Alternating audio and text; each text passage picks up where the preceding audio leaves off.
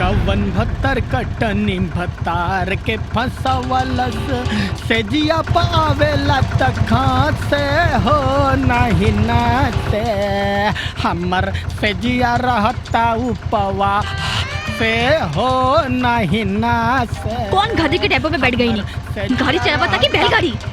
Madam आगे देखा आगे। ओके देखा मैडम, हमारा फार्मूला हवा सुरक्षित चलावा सुरक्षित पहुंचावा। अरे का 1 घंटा का रास्ता 4 घंटा में ले जीबे, झाड़ के चलाओ मर्दे। ए सुना है भाई जी, तोरा चढ़ैला से हम चढ़वा ना बुझलवा। और ये हवा हमार दहेजुआ ऑटो, एकरा बड़ी संभाल के चला वही हम।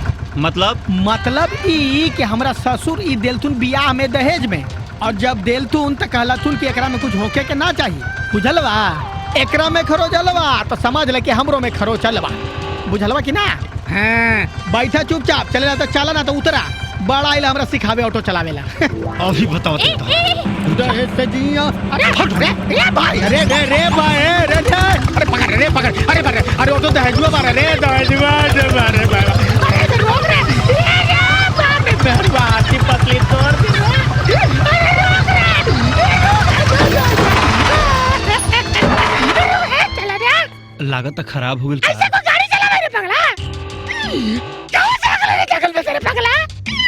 चलो अरे पागल जा, खराब कर दे रे मेरी गाड़ी के तू। हमरा जंगल में छोड़ के कहां जाई थे रे? पागल है पागल पागल। अरे दहेजुआ मर गाड़िया बंद पड़े लाई रे भैया। अरे कैसन तनवा के बैठैली रे मैया। अरे तनिको न मोह तोरा आइलो रे निर्दयिया। अब कौन पुर्जा तोड़ते रे में हरिया।